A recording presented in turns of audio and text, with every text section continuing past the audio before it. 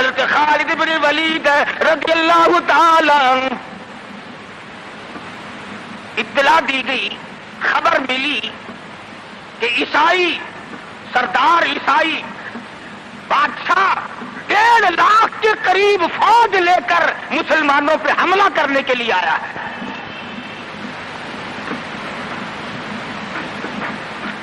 حضرت خالد بن ولید رضی اللہ تعالی عنہ کو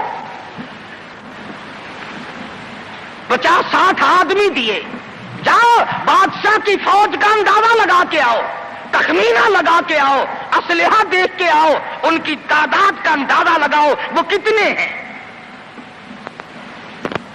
حضرت خالد بن ولید رضی اللہ تعالی عنہ چند صحابہ کرام کو ساتھ لے کر کے پہنچے۔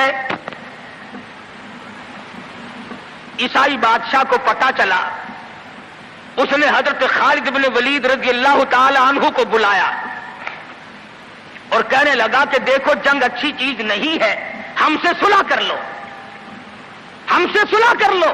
حضرت خالد فرمانے لگے صلح میں دیر کیا ہے، قول لا الہ الا اللہ محمد الرسول اللہ صلی اللہ علیہ وسلم، کلمہ پڑھ، مسلمان بن جا، میرا بھائی بن جا، جنت کا حقدار بن جا، میرے نبی کا غلام بن جا، اللہ کی توحید کا ماننے والا بن جا، ابھی تمام باتوں میں صلح ہو جائے گی۔ وہ کہنے لگا بڑا جلدی کلمہ پڑھا ہے، جیسے میں اکیلا بیٹھا ہوں، تو نے میری فوج دیکھی ہے؟ 1.5-2 لاکھ فوج لے کے آیا ہوں، کھا جائے گی میری فوج تمہیں۔ کلمے پڑھا رہا ہے۔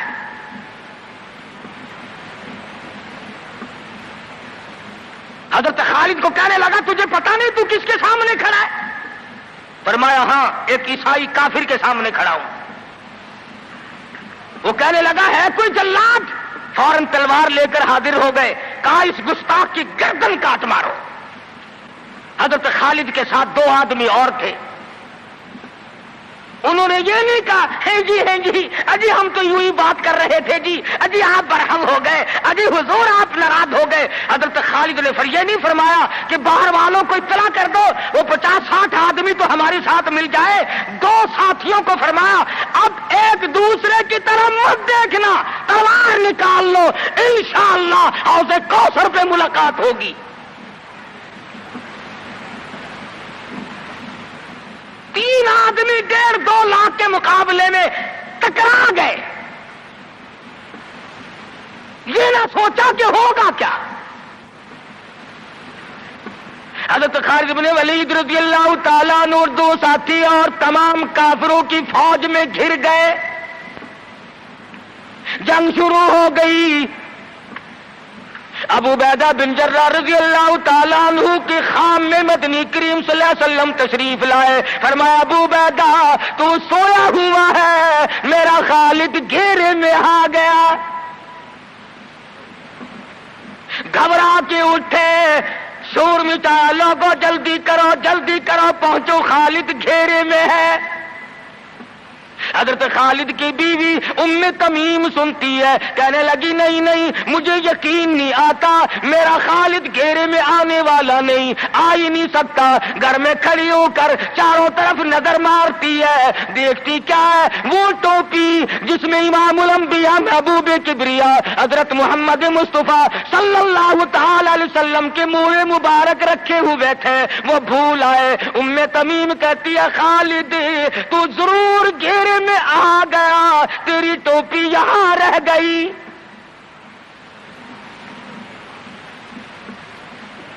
ام تمیم نے ٹوپی لے کر کے شور نہیں مچایا، کپڑے نہیں پھاڑے، چہرہ نہیں نوچا، ابو عبیدہ کے پاس نہیں آئی، بغل میں ٹوپی دبائی، برقع اوڑھا، گھوڑے پہ سوار ہوئی، تلوار لے کر گھوڑے کو سر پٹ چھوڑ دیا۔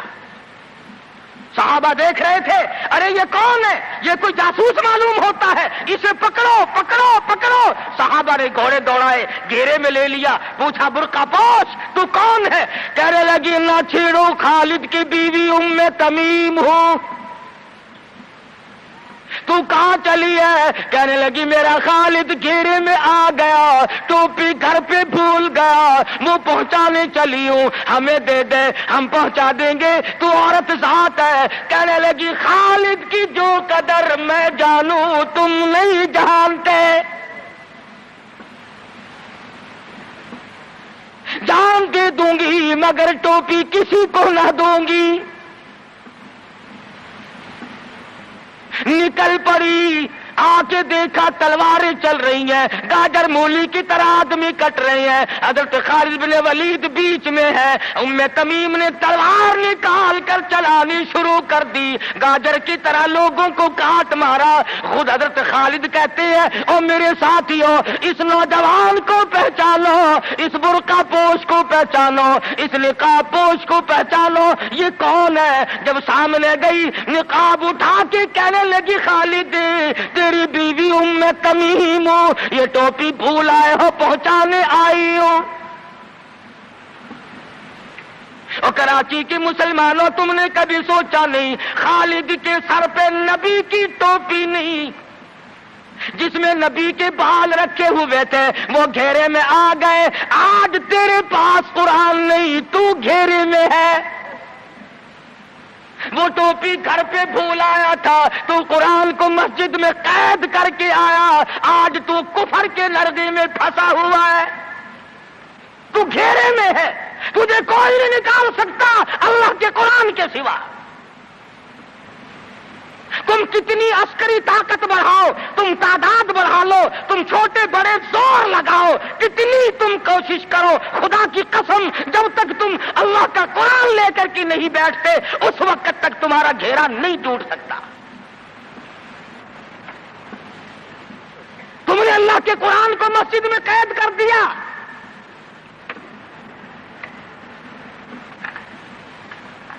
نہ اس کو عوام صدر میں جگہ دی، نہ مارکیٹ میں جگہ دی، نہ محلے میں جگہ دی، نہ برادری میں جگہ دی، نہ خاندان میں کوئی جگہ دی، تمام کو اکٹھا کر لو گے اللہ کے قرآن کو پوچھنے والا کوئی نہیں۔ کون پوچھے؟ حضرت خالد تو صرف ٹوپی بھول کر آئے تھے، ہم نے قرآن ہی بھلا دیا، نبی کی سیرت کا آئینہ بھلا دیا۔ خدا کی قسم نبی نے امانت تمہارے سپرد کی ہے، میدان حشر برپا ہوگا اور اللہ کا پیغمبر کھڑا ہو کر تم سے مطالبہ کرے گا لاؤ میری امانت کہاں ہے۔ کچھ لوگ کہیں گے اور جی ہم تو عشق کی وجہ سے ایسا کر بیٹھتے ہیں، محبت میں ہمیں پتہ ہی نہیں چلا قرآن کہاں رہ گیا، محبت میں ہمیں پتہ ہی نہیں چلا قرآن رہ کہاں گیا۔ اور تجھے کیسی محبت ہے، تجھے کیسا عشق ہے کہ تجھے آج تک پتہ نہیں چلا عشق تو صحابہ کرام کو تھا۔ مدینہ منورہ ہے، اللہ پاک ہر مسلمان کو مدینہ پاک کی زیارت نصیب فرمائے۔ خدا کی قسم مدینے کی ہوا میں جو خوشبو ہے تمہاری وہ کستوری میں نہیں ہو سکتی، وہ مشک میں نہیں ہو سکتی، وہ عنبر میں نہیں ہو سکتی، وہ زعفران میں نہیں ہو سکتی۔ ارے مدینے کی ہوا میں جو خوشبو ہے جو گنبد خضرا سے ٹکرا کر آتی ہے اس ہوا میں خوشبو بھی نرالی ہے۔ صحابہ کہتے ہیں کہ جب ہم نبی صلی اللہ علیہ وسلم کو تلاش کرنے کے لیے نکلتے تو کسی سے پوچھتے نہیں پھرتے تھے، بلکہ مدینے کی ہوا بتاتی تھی ادھر آؤ ادھر آؤ، حضور ادھر تشریف لے گئے۔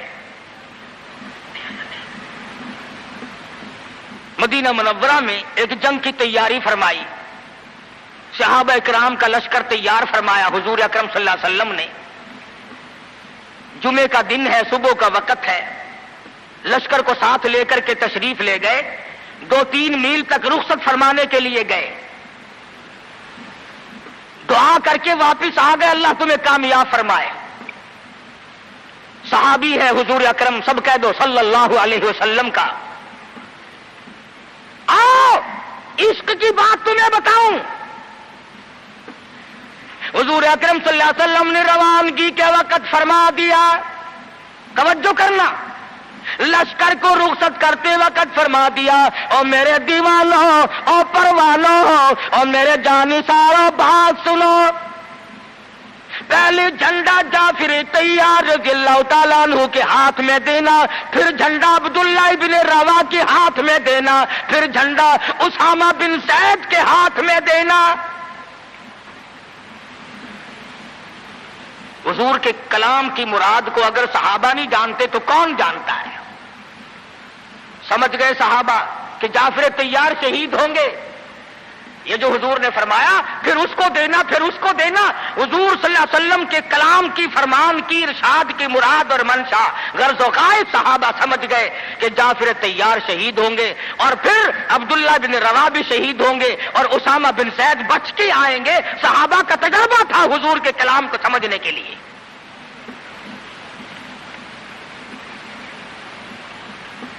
عبداللہ بن رواح رضی اللہ تعالی عنہ نے سوچا کہ تسلی تو میری ہو گئی کہ میں شہید ہوں گا، اس جنگ میں واپس نہیں آؤں گا، مگر چلو جمعے کا دن ہے، سواری میری بڑی تیز ہے، میں آخری جمعہ سرکار دو عالم صلی اللہ علیہ وسلم کے پیچھے کیوں نہ پڑھوں اور جمعہ پڑھ کے جاؤں گا، ایک مرتبہ اور اپنے آقا کا دیدار کروں گا. واپس مدینے میں آئے، گھر نہ گئے، بیوی بچوں میں نہ گئے، باغ و بہار میں نہ گئے، فصل باڑی میں نہیں گئے، لوگوں میں نہیں گئے، سیدھے مسجد نبوی میں تشریف لائے. جمعے کی نماز کے بعد مدنی کریم صلی اللہ علیہ وسلم سے سلام کیا. حضور نے فرمایا عبداللہ میں نے تو تجھے صبح رخصت کیا تھا لشکر کے ساتھ، تجھے صبح روانہ کر دیا تھا، تو چلا گیا تھا فوج کے ساتھ. عرض کیا یا رسول اللہ میرے ماں باپ قربان ہو جائیں، آپ کے فرمان سے میں نے یہ اندازہ لگایا کہ میں شہید ہو جاؤں گا، میرا یہ آخری جنگ ہے، یہ آخری جہاد ہے. میرے دل میں ایک بات آئی، آج جمعے کا دن ہے، اپنے آقا کے پیچھے جمعہ بھی پڑھوں، آخری جمعہ پڑھوں اور آخری دیدار کر کے جاؤں. اب تھوڑے سے مجھے آپ بول کے بتائیں عبداللہ ابن رواح کا یہ عشق ہے کہ نہیں؟ کوئی ڈر کی بات نہیں، کوئی خوف کی بات نہیں، بیوی بچوں کی محبت نے نہیں کھینچا، باغوں کو دیکھنے نہیں گیا، بچوں سے ملاقات کے لیے نہیں گیا. ارے حضور کا عشق ہے، کہتا آخری جمعہ، آخری دیدار، آخری ملاقات. اور عرض کیا میرے آقا میں اپنے ساتھیوں کو جا ملوں گا، میری سواری بڑی تیز ہے. امام الانبیاء محبوب کبریا حضرت محمد مصطفیٰ صلی اللہ علیہ وسلم کا چہرے انور سرخ ہو گیا. فرمایا عبداللہ تو ساتھیوں کو نہیں مل سکتا، نہیں مل سکتا. جب تیرے ساتھی جنت میں جائیں گے 500 سال بعد میں بہشت میں جا سکے گا.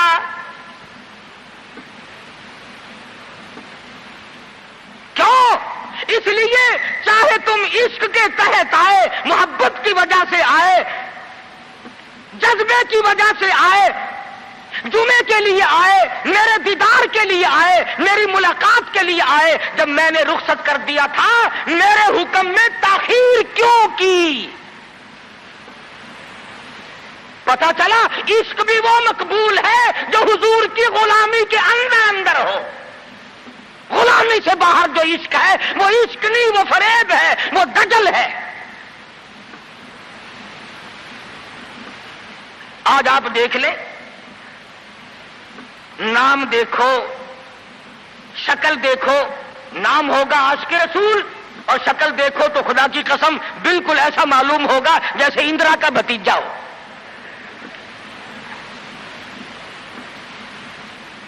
پہچان نہیں سکے گا آدمی.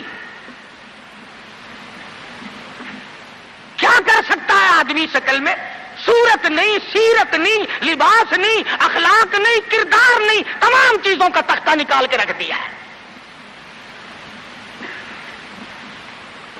اور آج قوم اسی وجہ سے مصیبتوں سے دوچار ہے، وہ نرغے میں پھنسی ہوئی ہے، وہ نکل نہیں سکتی، وہ سہارا ڈھونڈ رہی ہے مادی قوت کا. حضور ناراض ہو گئے صلی اللہ علیہ وسلم. صحابی کہتے ہیں میں چاہتا تھا زمین پھٹ جائے، مجھے لقمہ بنا کر نکل جائے.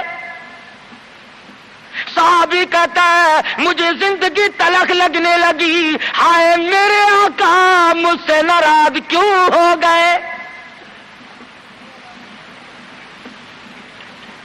عبداللہ ابن رواح تشریف لے گئے، گھر پھر بھی نہیں گئے، بال بچوں میں پھر بھی نہ گئے، اور جا کر کے جہاد میں شریک ہو گئے.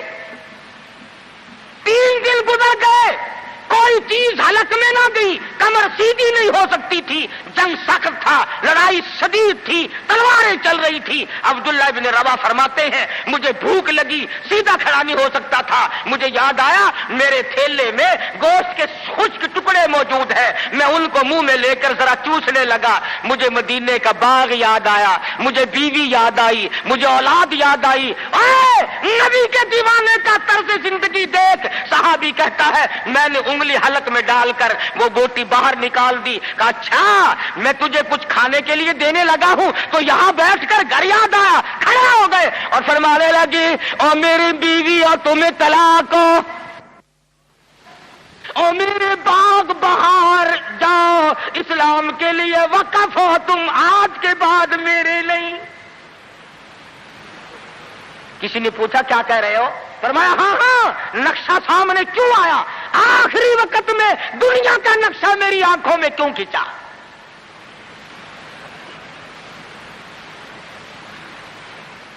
صحابی نے اپنے دل میں تصور بھی لانا اچھا نہ سمجھا، میری عاقبت خراب نہ ہو جائے، میری آخرت نہ بگڑ جائے۔ عبداللہ بن روا تلوار لے کر کھڑے ہو گئے، کسی نے لکھا 3 دن کا، بعض نے لکھا 5 دن کا بھوکا صحابی ٹکڑے ہو گیا۔